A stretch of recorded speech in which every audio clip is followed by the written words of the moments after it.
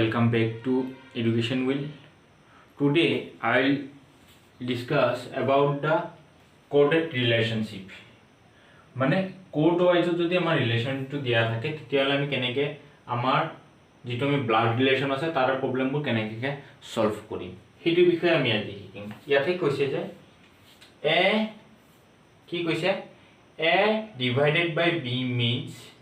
a is daughter of b। তেতিয়াহ'লে ইয়াতে কি হ'ব যদি এইটো বুজাইছে তেতিয়া a divided by b মানে কি কৈছে a is daughter of b। তেতিয়াহ'লে ইয়াতে কি হ'ব p is daughter of কি হ'ব q। তেতিয়াহ'লে p টো কি হ'ব daughter হ'ব কাৰ qৰ। আমি অলৰেডি এইটো বিষয়ে মই কৈছো কেনেকুৱাকে এই কোডিংখিনি কৰিব পাৰো। যদি ফিমেল হয় তেতিয়াহ'লে আমি কি কৈছিলো সাৰ্কুলাৰ হয়,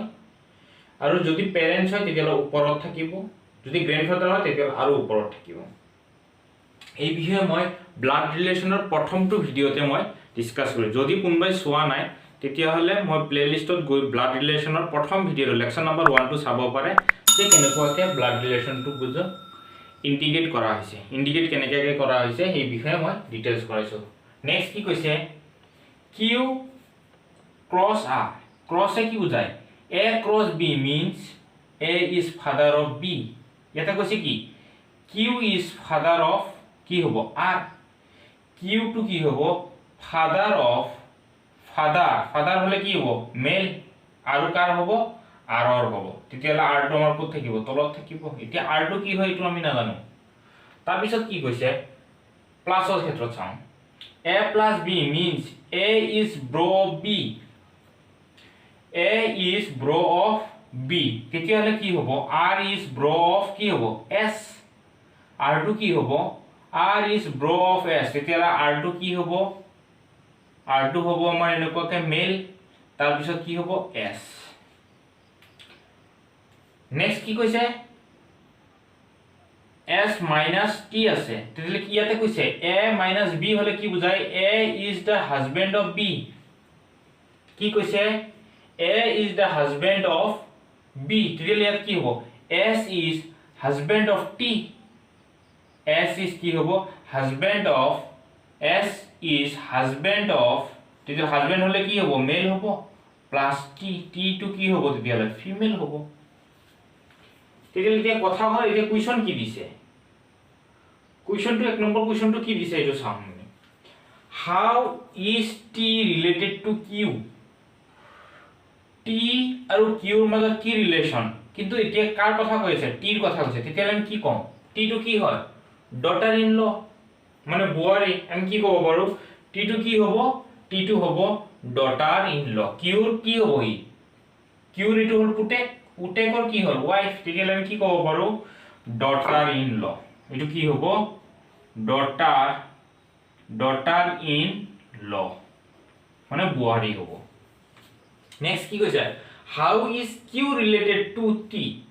কিউ ৰিলেটেড টু কি হলে তেতিয়াহ'লে কি হ'ব এইটো এইটোক আমি কি ক'ম মাদাৰ ইন ল। তেতিয়াহ'লে টি মানে কিউ টো ইয়াৰ কাৰণে কি হ'ব হাউ ইজ কিউ তেতিয়াহ'লে এইটো কি বুলি ক'ম মাদাৰ ইন ল হৈ গ'ল এইটো আমাৰ। নেক্সট কি কৈছে নেক্সটটো আমি চাম। নেক্সট আৰু এটা কুৱেশ্যন দিছে,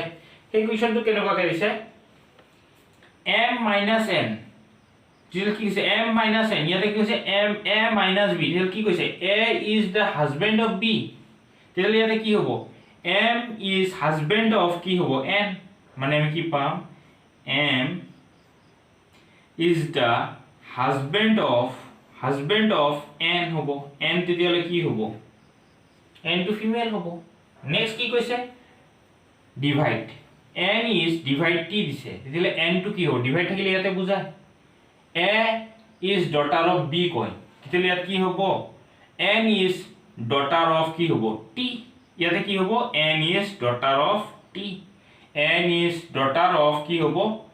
t। t কি হ'ব এইটো daughter হ'ব। এতিয়া কথা হ'ল t টো ফিমেল নে মেল সেইটো আমি নাজানো। নেক্সট কি কৈছে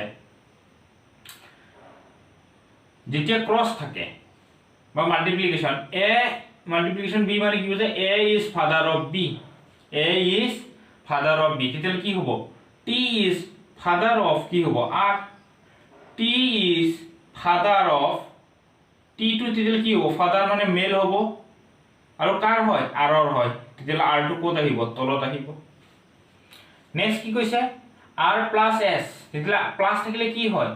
a is bro of b তেতিয়ালে r is bro of s r টো কি হ'ব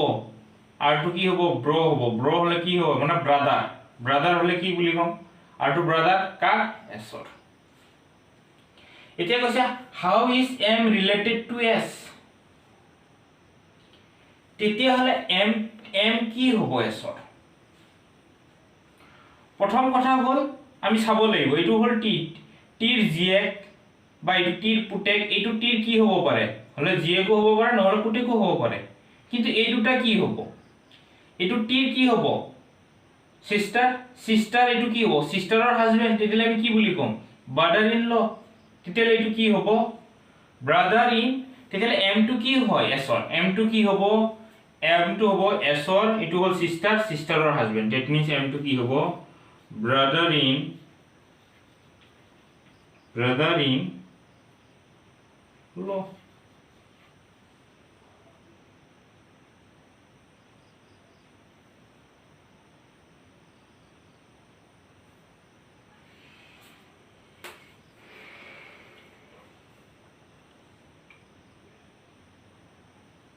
brother in law হৈ গল নেক্সট আমি আৰু এটা কুৱেশ্যন চাম এনেকুৱা ধৰণৰ কোডিংও কেতিয়াবা দিয়ে ইয়াত আমাক কি দিছিলে ডিভাইড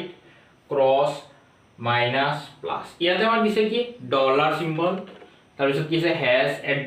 তাৰ পিছত পাৰ্চেন্টেজ তেতিয়ালে এইটো কেনেকুৱাকে হ'ব এইটো একেই ইয়াৰ নিচিনা অলমোস্ট সেম হয় খালি আমাক কোন বস্তুটো ভালকে জানিব লাগে এইখিনি বস্তু আমাৰ ভালকে জানিব লাগে আৰু এইটো মই অলৰেডি মোৰ ফাৰ্স্ট ভিডিওটোত মই ডিসকাস কৰিছো কেনেকুৱাকে আমি এই যেটো আমাৰ ফ্যামিলি ট্ৰি আছে কেনেকুৱাকে কনস্ট্ৰাক্ট কৰিব পাৰো সেই বিষয়ে মই লেকচাৰ নম্বৰ 1 ত মই ডিসকাস কৰিছো যদি কোনবাই সোৱা নাই তেতিয়া প্লে লিষ্টত গৈ মোৰ লেকচাৰ নম্বৰ 1 টো চাব পাৰে নেক্সট কোৱেশ্যনটো দিয়া আছে p dollar symbol q that means কি কৈছে p is the mother of q তেতিয়ালে ইয়াত চাব লাগিব তে ডলাৰ ক'ত আছে যদি আমি এটো চাম ডলাৰ হলে কি হ'ব q is mother of কি হ'ব m মানে q যেটো আছে এটো কি হ'ব mother of m হ'ব হৈ গল নেক্সট আমি এটো যদি চাও @ টো কি আছে @ মানে কি বুজায় এটো কিন্তু উল্টাটো কৈছে ইয়াতে কিন্তু কি কৈছে p q আছে কিন্তু ইয়াতে কোৱেশ্চন আছে q is the wife of p q টো কি হ'ব wife of p হ'ব তেতিয়ালে এটো ইয়াতে কি হ'ব এটো q আছে p q আছে তেতিয়ালে কি কম q is wife of p q is wife of কি হ'ব p তেতিয়ালে p টো কি হ'ব মেল হ'ব হৈ গল নেক্সট কি কৈছে হ্যাশ টো আমি কৰিলো অলৰেডি একটা ডলাৰ সিম্বলটো কৰিলো হ্যাশ টো কি কৈছে হ্যাশে কি বুজায় p has q that means p is the father of q তেতিয়ালে ইয়াত কি হ'ব m is father of t m টো কি হ'ব father of কি হ'ব t এটা t টো কি হয় ডটাৰো হ'ব পাৰে নহলে কি হ'ব পাৰে সনু হ'ব পাৰে এতিয়া কি কৈছে how p is related to t ইয়াত কি কৈছে how p is related to t t আৰু p ৰ মাজত কি সম্পৰ্ক তেতিয়ালে কি হ'ব এটো হল t ৰ হল এটো ফাদাৰৰ কি হৈছে এটো হ'ব কি ফাদাৰৰ মাদাৰ এটো কি হ'ব ফাদাৰৰ ফাদাৰ দ্যাট মিন্স কি ক'ব পাৰো আমি গ্ৰ্যান্ড ফাদাৰ এটুক আমি কি ক'ব পাৰো গ্ৰ্যান্ড ফাদাৰ ফাদাৰৰ কি হৈছে ফাদাৰ তেতিয়ালে আমি কি ক'ব পাৰো গ্ৰ্যান্ড ফাদাৰ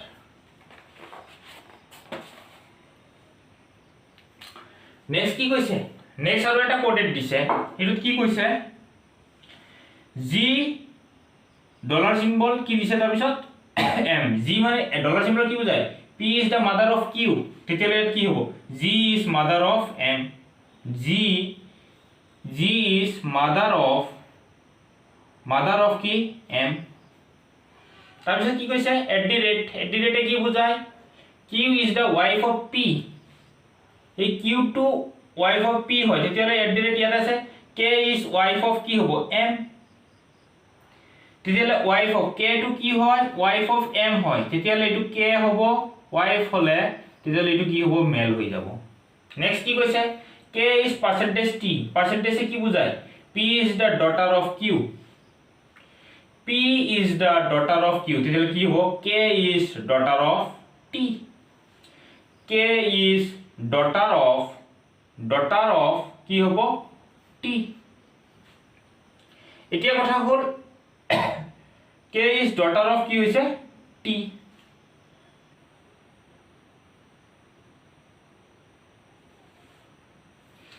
ইয়াতে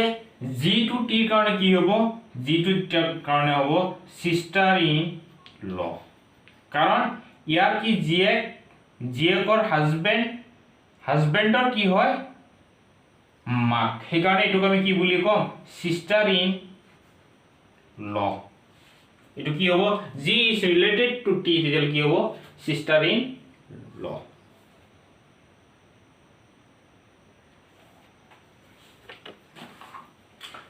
next type of question to আমি যেটো চাম এটো আমাক দিয়া আছে question to এনেকুৱাকে c is a grandson of a মানে c2 হয় grandson of a এর grandson মানে a টো যদি আমাৰ ইয়াতে থাকে তেতিয়ালে ইয়াতে আমাৰ কি থাকিব ইয়াৰ পুটেক তাৰ পিছত হে এটো হ'ব ইয়াতে আমি কি বুলি কব পাৰো grandson কব পাৰো নেক্সট এতিয়া কথা হ'ল যে ইয়াতে আমাৰ c থাকিব কথা হল সন বুলি কৈছে তেতিয়া আমি অপচন ইলিমিনেট মেথডত আমি চাব লাগিব প্ৰথম ট্ৰিক্সটো হল যে আমি জেন্ডাৰটো লাব লাগে c2 কি জেন্ডাৰ হৈ আছে এতিয়া কথা ইয়াতে c আগত কি দিছে হ্যাশ ডলাৰ সিম্বল দিছে যেতিয়া ডলাৰ সিম্বল দিয়ে তেতিয়ালে কি থাকে মাদাৰ অফ কিউ মানে p is mother of Q তেতিয়ালে মাদাৰ হোৱাৰ লগে লগে কি হৈ যাব এইটো ফিমেল হ'ব এইটো আমাৰ কি হৈ আছে এইটো মানে ফিমেল বুজাই আছে এইটো মানে কি বুজাই আছে ফিমেল বুজাই আছে তেতিয়ালে তো এইটো অপচন হ'বই নোৱাৰে কাৰণ c2 কি আছে সন আছে মানে কি হ'ব লাগিব মেল তেতিয়ালে এইটো নহয় নেক্সট যদি চাও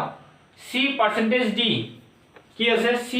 percentage d তেতিয়াও কি আছে p is daughter of q মানে এইটো কি হয় ফিমেল হয় তেতিয়ালে এইটো কি হ'ব এইটো এটা ফিমেল হয় তেতিয়ালে এই অপচনটো আমাৰ নহয় নেক্সট যদি চাও আমি c @ d ইয়াত কি কৈছে c @ থাকিলে কি হয় q is wife of p q is wife of p তেতিয়া হলে d is wife of c তেতিয়ালে এইটো আমাৰ কি হ'ব মেল হ'ব ঠিক আছে তেতিয়ালে এইটো আমাৰ হোৱাৰ চান্স আছে নেক্সট আমি চাম c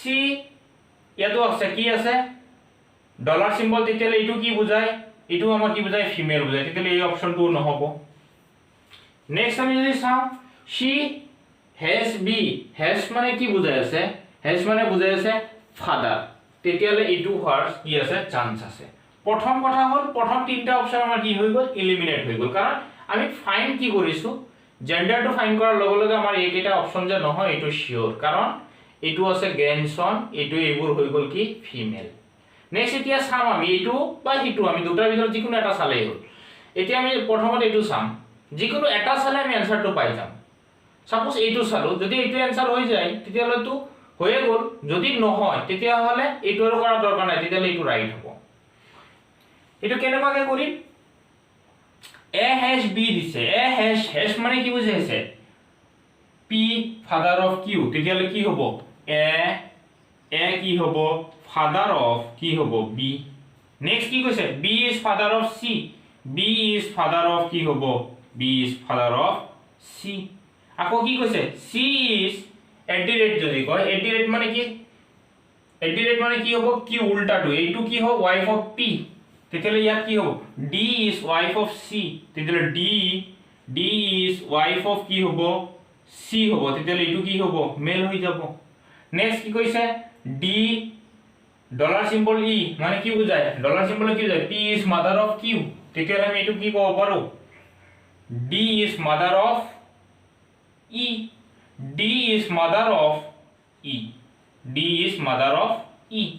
এতিয়া কথা হ'ল যে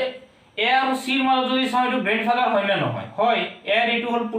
পুটেকৰ এইটো হল পুটেক তেতিয়ালে a আৰু c টো কি হয় গ্ৰেন্ডসন এইটো c হ'ব গ্ৰেন্ডসন আৰু a হ'ব গ্ৰেন্ডফাদাৰ তেতিয়ালে এইটো ৰাইট যদি এইটো ৰাইট হয় তেতিয়ালে এইটো অপচনত কৰা কোনো দৰকাৰ নাই যদি আমি এইটো চাও এইটো চালো আমি গম পাই যাম c is b দিছে নেক্সট আকৌ a কৈছে তেতিয়ালে আমি এই দুটা কৰিলে আমি গম পাই যাম যে কি হয় কাৰণ যদি আমাৰ এইটো নিমিলে এইটো আমি কৰিলে c ইজ কি কৈছে হ্যাজ থাকিলে কি হয় ফাদাৰ তেতিয়াহ'লে কি হ'ব সি ইজ ফাদাৰ অফ কি কৈছে B next B is father of কি A B is father of A তেতিয়াহ'লে এইটোতকে এইটো ওপৰত আকৌ এইটো ওপৰত এইটো দেখোন উল্টা হৈ গ'ল মানে সি এ টু হ'ল গ্ৰেণ্ডছন কিন্তু কুৱেশ্যনত কি কৈছে সি ইজ গ্ৰেণ্ডছন তেতিয়াহ'লে ইয়াতে এ টু হে এইটোতো নহয় তেতিয়াহ'লে এইটো অপশ্যনো নহয়